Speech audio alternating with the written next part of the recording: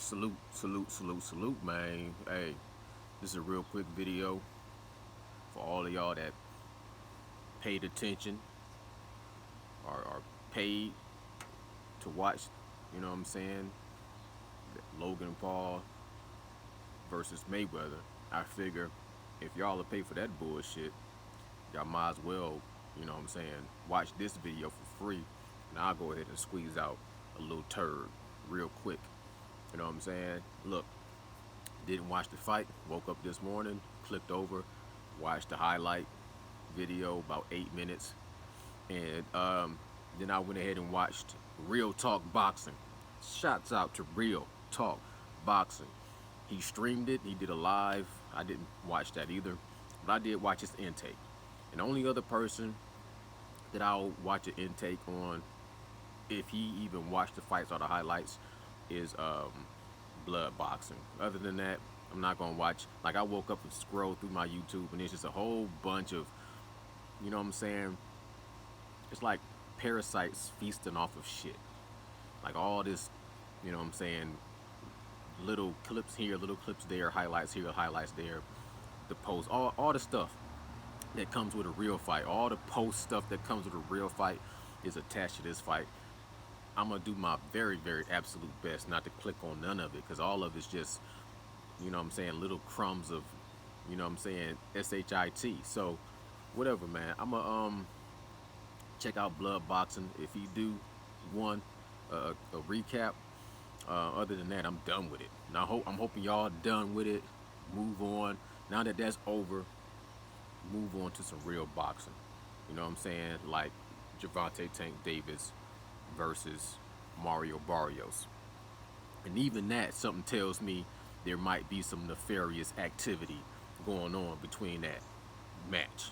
You know what I'm saying? Even though I do feel like genuinely Gervonta Tank Davis has a genuine chance to have a good performance against Mario Barrios, because Mario is a little slow. He's a little bit of a slow starter, and he gets to pumping out that jab. It takes him some time to establish that jab. You know what I'm saying? He's to me, has the ability to be one of those fighters that has an off night. And then we have another good fight coming up. To me, is Teofimo Lopez versus George the Ferocious Kambosos. You know what I'm saying? And also on top of that, a fight that everybody is super excited about. So I'm saying the fight of the year. Me, y'all already know where I stand. I'm not just ecstatic. I want to see the best man win. And that's between Errol Spence and Manny Pac-Man Pacquiao versus the Truth. And then I guess later on, we're gonna have the trilogy between um, Deontay Wilder, the Bronze Bomber, versus Tyson Fury, the Gypsy King. That's real boxing. That's all those little delectables, you know what I'm saying? So I can't wait to look at all that get broken down and analyzed. Mario Barrios versus Gervonta Tank Davis, or El Azteca versus the Tank. I'm telling you what, man, that's not gonna be no cakewalk at all. By any means necessary, do I expect for Tank just to bulldoze through Mario Barrios. I expect to see a battle of attrition. Uh, El Azteca is the natural bigger man.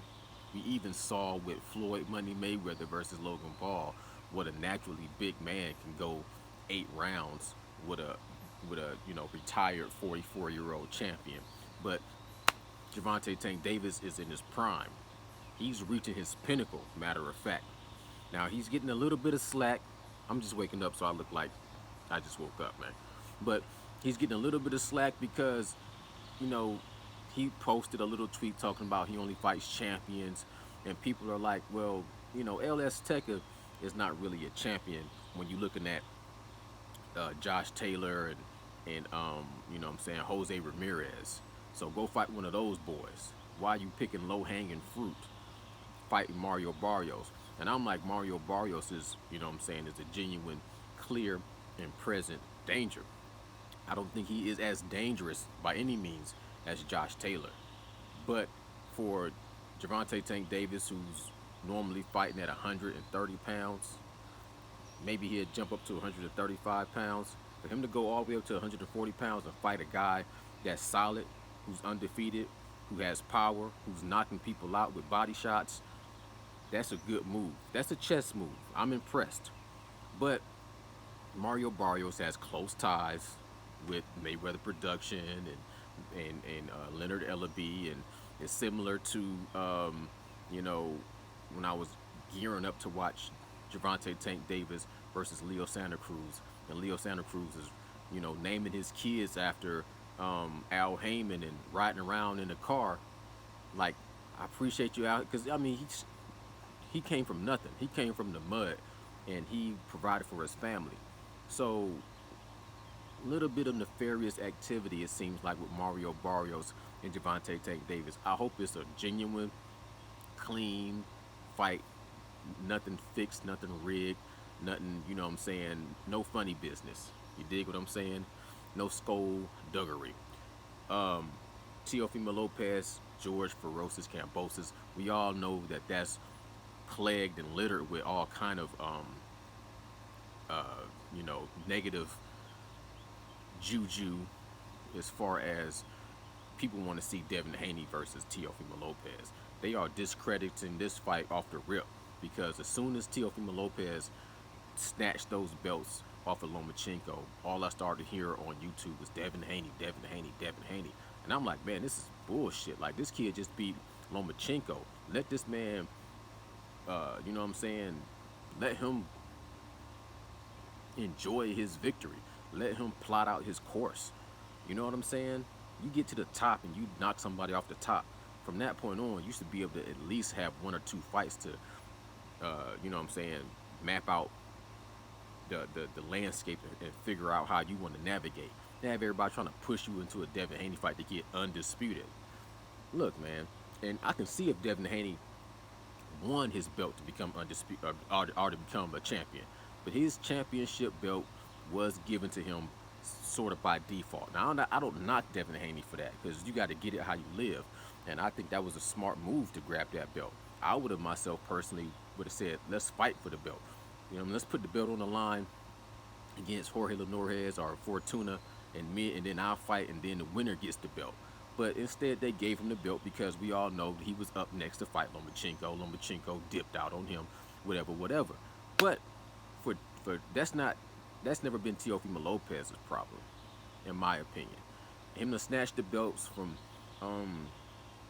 Lomachenko and say, let me go fight this mandatory first. You know what I'm saying? Let me do some interviews over here. Let me enjoy. Let me celebrate. Then I get back to taking care of this business with Devin Haney. Now he doesn't make that move, and he doesn't go fight Devin Haney if he gets past the ferocious Cambosis, and he decides to go fight Josh Taylor. I still salute him on that too because Josh Taylor, to me, is a dangerous opponent, even more dangerous than Devin Haney, in my opinion. Now George Ferocious Cambosis, I'm watching him. I tried to watch all of his fights, man. I got detoured, but from everything I can see from George Ferocious Cambosis, all I see is a lot of speed. Uh, you know what I'm saying? A lot of speed, not a lot of power, not a lot of head movement. Not a lot of head movement. Almost zero to none head movement. You know what I'm saying? He's really stiff. Really, really stiff, but he throws rapid, ferocious combinations, but they don't have a lot of power. So, Teofimo Lopez says he's on a mission, seek and destroy, to knock this guy out as soon as possible. He was even saying knocking him out in the first round. And now I'm gonna say this: if he knocks him out in the first round, I would not be surprised, but I do not expect that. You know what I'm saying? I've seen some people go the distance with Teofimo Lopez um, as he's developed.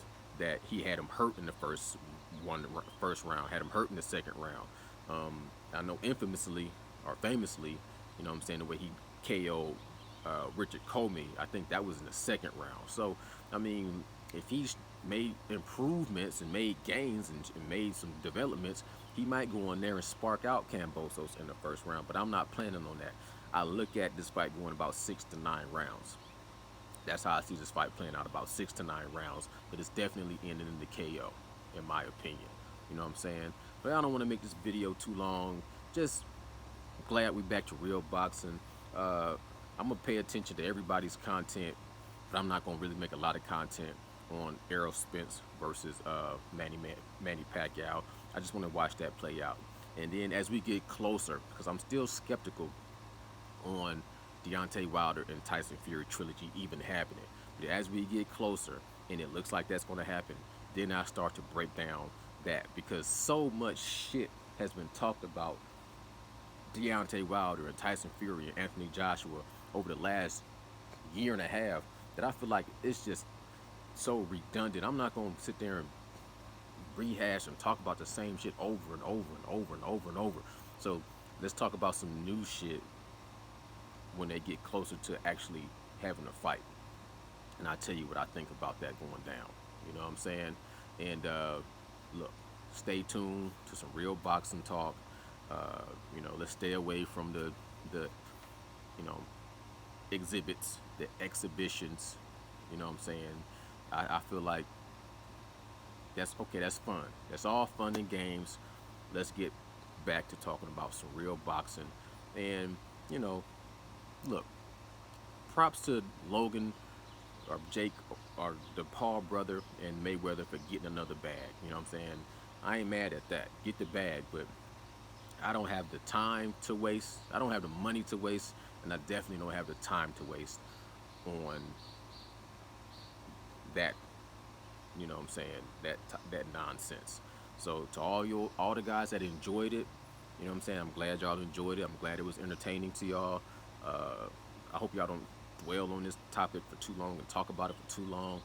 And I hope y'all move on to talk about some real boxing. Like, I even missed the fact that Triple D came back and had a KO performance, from what I understand.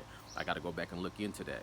But you know what I'm saying? Him coming back off of his eye getting busted up from Joe Joyce, coming back, his return to the ring, having a good performance and a knockout. That's people counting him out after one loss.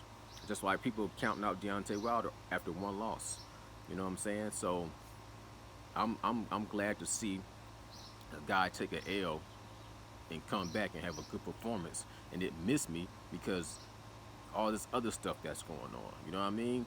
So, like I said, I hope there's no nefarious activity going on between Mario Barrios and Gervonta Tank Davis. I want to see two warriors come through and have a war, because I think I give that like a 70-30. You know what I'm saying? 65-30. Man, 70-30. Yeah. Yeah, I get that 70-30, man. Or even maybe 60-40. Mario Barrios has a good chance of upsetting Tank Davis. People sleeping on that, man. The hell, man. People sleeping on that, yo. And I can't say we sleeping on Kambosos. I did my little due diligence on Kambosos. I think he's a good fighter. I don't see him upsetting Teofimo Lopez whatsoever. Whatsoever. I see him getting knocked out by Teofimo Lopez. Period. Point blank. This is Nocturnal Thoughts, man. Salute.